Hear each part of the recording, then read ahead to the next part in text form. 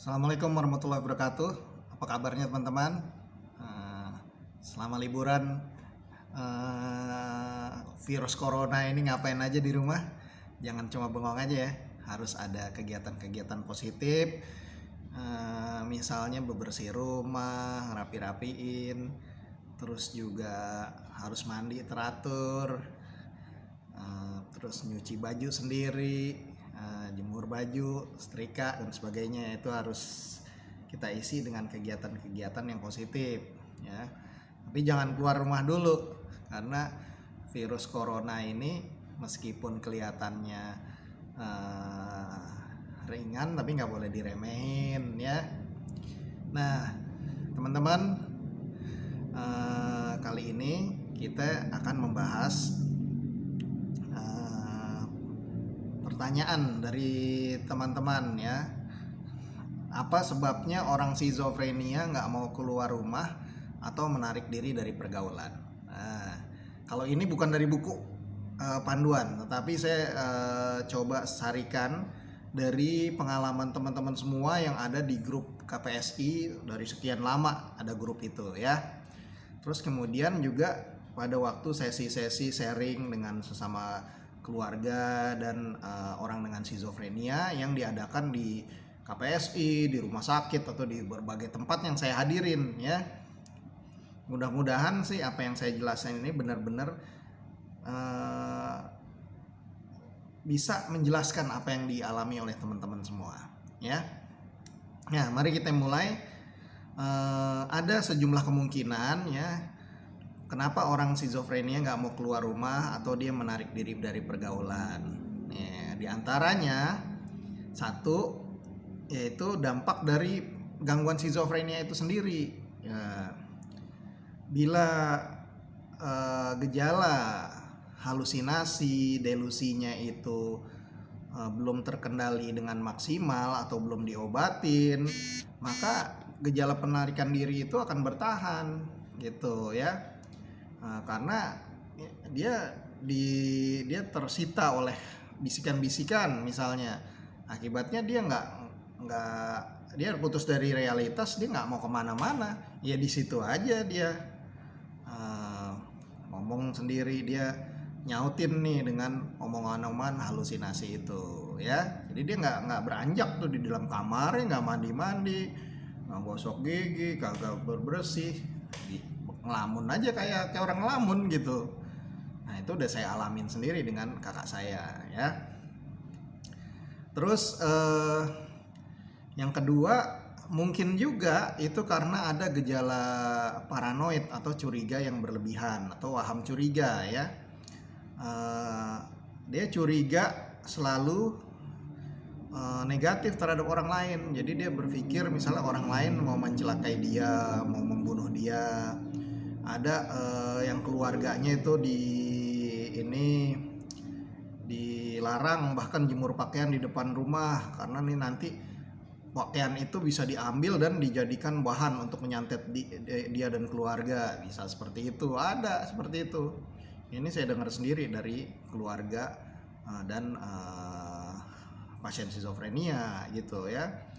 Terus juga misalnya dia merasa misalnya waham cemburu, itu dia keluarganya sama dia dikunciin di rumah, nggak boleh kemana-mana gitu. Dia selalu curiga dengan tetangganya gitu. Itu terkait tuh waham curiga dan paranoid.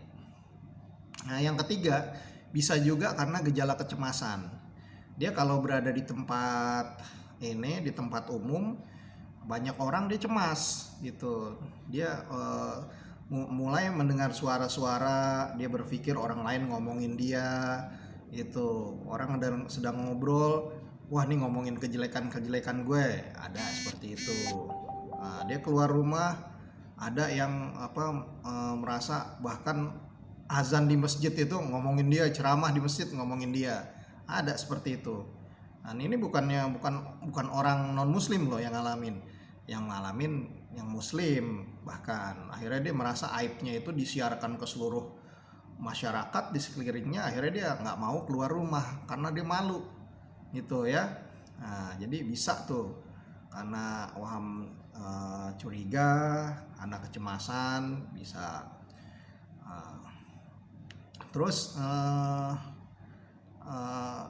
tadi yang keempatnya, halusinasinya makin banyak kalau dia cemas atau berada di tempat ramai, sehingga dia ada serangan panik gitu dan dia mulai ketakutan. Dari situ dia akhirnya dia nggak betah di tempat umum, dia minta pulang. Biasanya kalau pasien skizofrenia misalnya diajak nih ke kegiatan sharing di KPSI, baru berapa menit dia langsung nggak betah, banyak orang,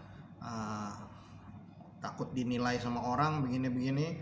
Akhirnya dia muncul suara-suara, muncul dia perasaan diomongin, dia minta pulang. Akhirnya banyak kejadian seperti itu asal di tempat rame atau ada keluarga ngumpul diajak arisan, nggak lama dia minta pulang. Akhirnya keluarganya repot. Nah itu banyak terjadi seperti itu.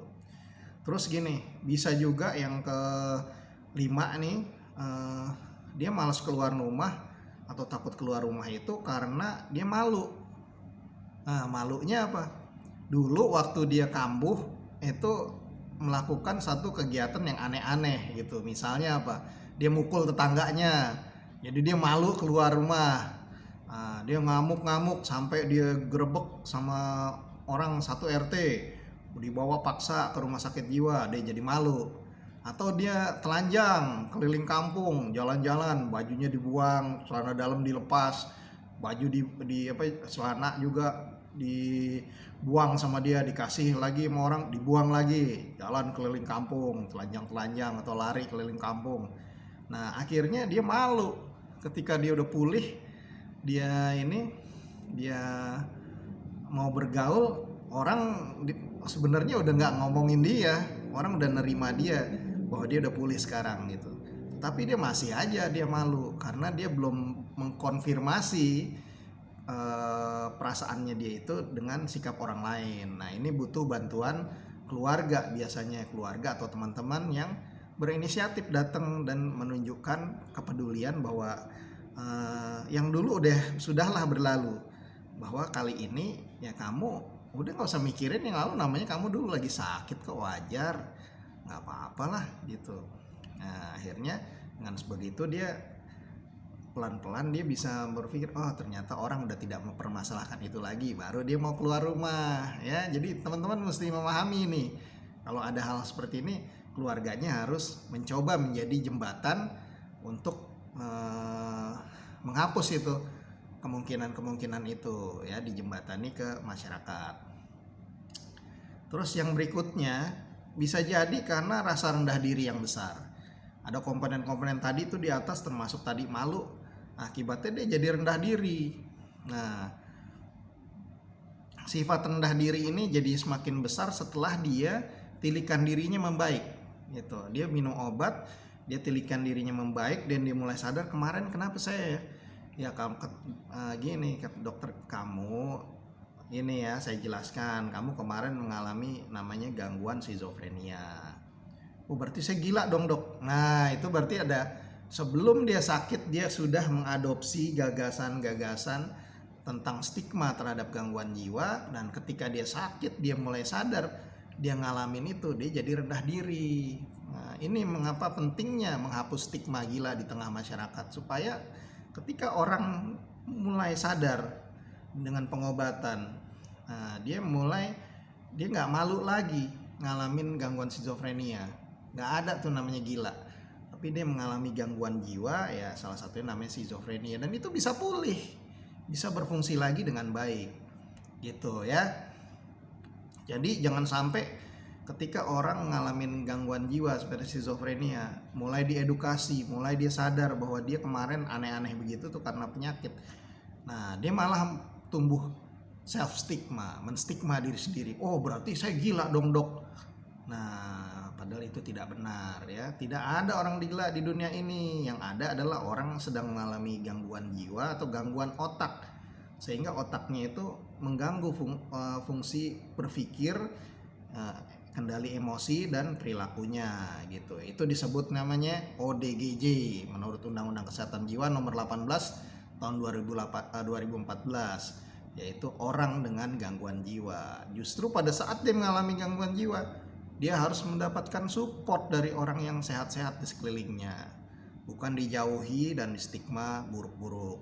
Nah, kita juga nggak boleh melekatkan stigma buruk itu.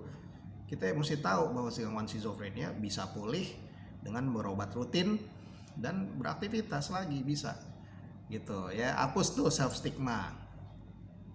Sama kok dengan penyakit apapun, gitu ya. Nah, bisa juga faktor lain dia nggak mau keluar rumah itu bisa karena dampak dari depresi pasca skizofrenia, gitu. Tadi ketika ada self stigma, dia menyadari, oh gue gila nih, berarti gue sampah masyarakat nih. Wah, kalau gue ngelihat orang gila itu menggelandang di jalan, dia langsung asumsinya ke gelandangan psikotik. Wah, gue harusnya dipasung nih gue. Wah, berarti gue nggak bisa lagi berprestasi seperti dulu. Tuh jeleknya self stigma. Akhirnya muncullah gejala depresi pasca skizofrenia, gitu. Apalagi kalau orang tersebut sebelum dia kena skizofrenia prestasinya bagus, tinggi. Ketika kena skizofrenia dia jadi terpuruk. Nah, akhirnya muncul rasa rendah diri, gitu. Apalagi dia gini, dia mau, misalnya dia menjadi seorang dosen terus kena skizofrenia, dia mau dia mengalami self stigma, terus dia jadi rendah diri. Pas dia mau ngajar lagi di hadapan pasien, cemas dia. Wah, murid gue tahu nggak ya gue kena skizofrenia? Nanti kalau dia tahu, dia pasti ngetawain gue nih. Pasti gini. Wah, dia mulai berasumsi tuh, kecemasannya bermain. Nah, akhirnya dia malah terpuruk beneran akhirnya. Nah, itu jadi gejala depresi pasca skizofrenia. Akhirnya dia kehilangan minat terhadap segala sesuatu, jadi numbness, emotional numbness. Dia nggak bisa merasakan happy, nggak bisa merasakan sedih, datar aja gitu. Waduh, dia bingung nih, kadang-kadang begitu. Padahal tuh sebenarnya banyak faktor-faktor sosialnya tadi yang berpengaruh, tadi self stigma dan lain-lain, gitu. Dia akhirnya letih, lesu, alasannya merasa nggak berharga lagi. Gue manusia gagal nih. Akhirnya muncul upaya bunuh diri. Ini mesti diwaspadai oleh para caregiver. Depresi pasca skizofrenia itu salah satu pembunuh paling banyak pada pasien skizofrenia, gitu. Jadi 40% lah orang skizofrenia itu memiliki gagasan bunuh diri karena fase depresi pasca skizofrenia ini, dan dia melakukan upaya bunuh diri. 10% meninggal karena itu, ya. Jadi waspadai ketika ngalamin seperti ini. Kita mesti bisa bedain tuh tadi, ya, sebab-sebabnya kenapa dia jadi nggak mau keluar rumah, nggak mau aktivitas. Nah, terus sebab dia nggak mau keluar rumah salah satunya juga karena obat antipsikotik. Nah, ini harus kita akuin aja, ya. Ketika kadar dopamin di otaknya diturunin secara drastis di awal pengobatan, dia bisa kehilangan motivasi, gitu. Dopamin sendiri kan mengatur motivasi dan kesenangan. Jadi dia kehilangan motivasi, nggak ada inisiatif, juga nggak bisa merasa senang.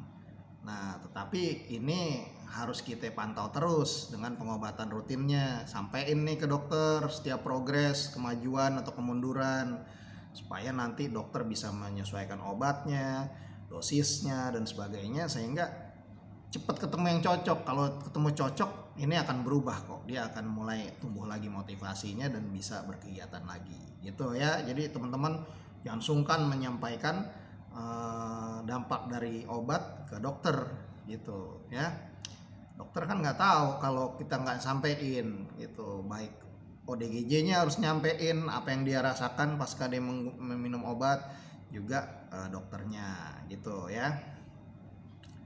Bisa juga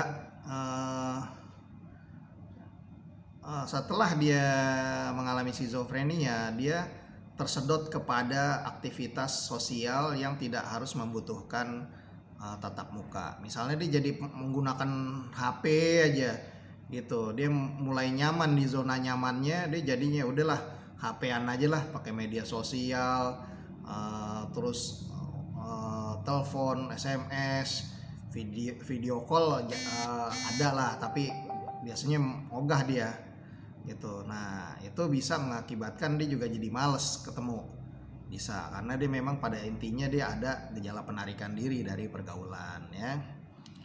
Nah terus juga bisa juga dia nggak mau keluar rumah karena nggak ada tujuan untuk dituju. Coba kita bayangkan kalau kita sakit kena skizofrenia, terus kita berobat dulu ke alternatif setahun 2 tahun muter-muter nyari nggak ketemu, akhirnya baru ke dokter. Begitu deh ke dokter mulai membaik, itu udah 3 tahun sendiri waktu yang kebuang. Akhirnya apa? Sekolahnya ketinggalan, kuliahnya ketinggalan, temennya udah kemana tahu, temennya udah lulus dari kuliah, udah kerja, bahkan ada yang udah nikah, dia masih di rumah. Nah ini yang justru lebih berat, kondisi psikososial dampak dari skizofrenia ini yang membuat dia akhirnya dia malu mau bergaul lagi. Gue udah ketinggalan jauh nih, gue jadi gagal nih. Nah itu jadi rasa percaya dirinya tambah terpuruk lagi gitu ya. Tetapi kalau kita punya support group, misalnya KPSI di setiap provinsi atau kabupaten punya tempat nih sekretariat di mana dia bisa berkegiatan positif, bisa sharing ada kegiatan keterampilan dan sebagainya. Dia jadi punya tujuan gitu. Ketika dia punya tujuan mau kemana, dia jadi ada alasan buat pergi keluar gitu. Tapi kalau dia mau main ke rumah temennya yang lama, temennya udah punya kesibukan sendiri, susah menyamakan jadwal aja udah susah. Nah, tapi harus ada tuh sarana-sarana seperti ini sehingga dia bisa punya alasan mau keluar gitu. Nah, karena kalau ketemu orang ngapain lu? Ya kan? Lo kegiatan lo apa aja sekarang? Ditanyain begitu udah malu pasien skizofrenia gitu. Jangan pasien skizofrenia, kita aja orang yang nggak kena skizofrenia, kalau kita menganggur misalnya kena PHK setahun 2 tahun belum dapat pekerjaan lagi, ditanyain orang di jalan malu, apalagi pasien skizofrenia. Pergi tanpa tujuan, lontang-lantung kan nggak enak gitu. Jadi dia harus ada, kalau saya harap sih pemerintah membantu nih support group ini supaya dia punya tempat, sehingga tempat itu udah jadi pusat kegiatan komunitas, sehingga dia punya alasan untuk pergi ke sana. Misalnya ada kegiatan di situ, ada pesanan mau bikin ini nih souvenir buat pernikahan, wah dia ikut bantuin, nanti dia dibayar. Nanti kalau dia ketemu temennya di jalan, dia bilang mau kemana? Wah mau ke itu tuh, ke pusat kegiatan komunitas tuh di mana? Di sini. Mau ngapain? Kerja.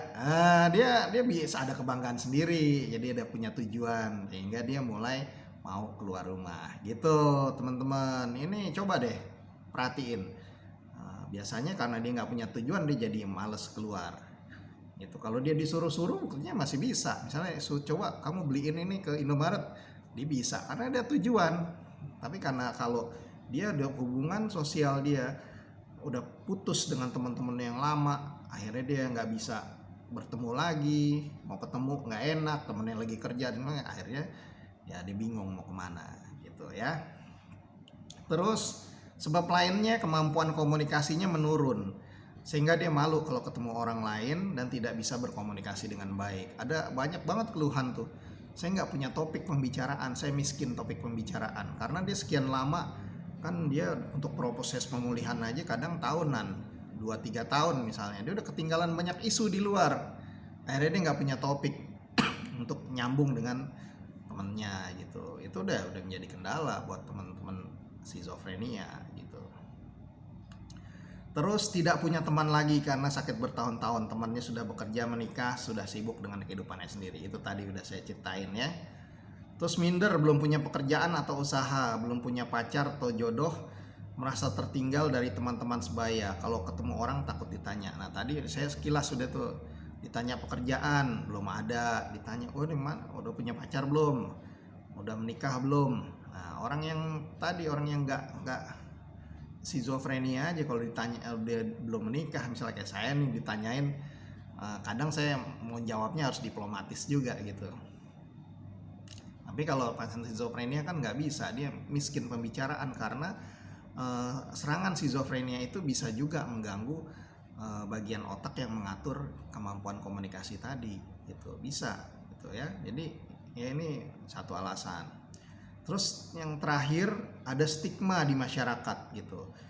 ketika orang mengalami gangguan jiwa berat seperti skizofrenia, orang cenderung mengeksklud dia, exclusion, dijauhi, diasingkan, dianggap berbahaya, dianggap mengganggu, ngerepotin, beban. Nah, itu akhirnya dia juga peka. Ketika orang bersikap seperti itu, dia peka.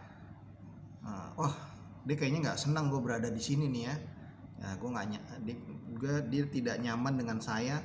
Ya udahlah, akhirnya gue males dah keluar rumah, gue males deh bergaul gitu. Akhirnya dia begitu. Nah, karena itu kita mesti hapus tuh stigma-stigma seperti itu. Justru pada saat orang terpuruk mengalami gangguan jiwa berat seperti skizofrenia, kita nih yang menerima nih orang sekelilingnya itu menjadi sangat penting peran kita untuk memberi ruang dan tempat buat dia untuk berfungsi di dalam lingkungan sosialnya. Ya, misal diajak bersihin masjid yuk, kerja bakti gitu.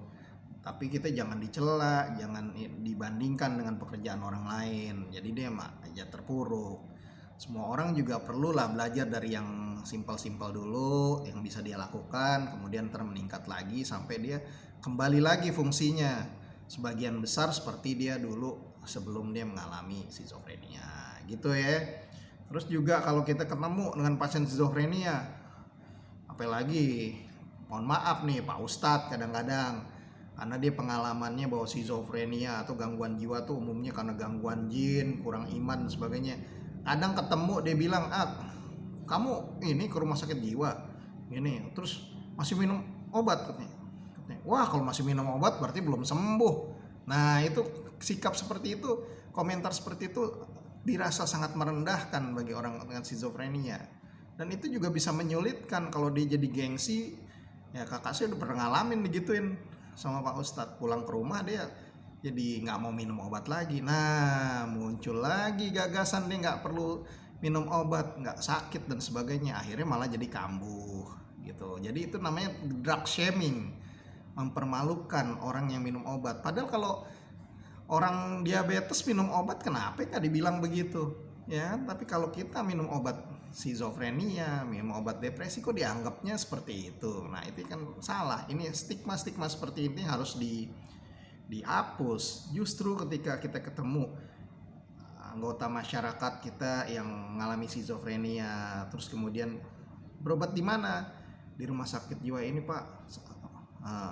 Oh ya, bagus, kamu mesti disiplin ya minum obatnya ya, biar cepat sehat. Bagus lagi, ini sekarang ini udah bagus nih seperti ini. Ayo pertahankan, semangat ya, tetap minum obat. Nanti ketemu ya sama Pak Ustadz.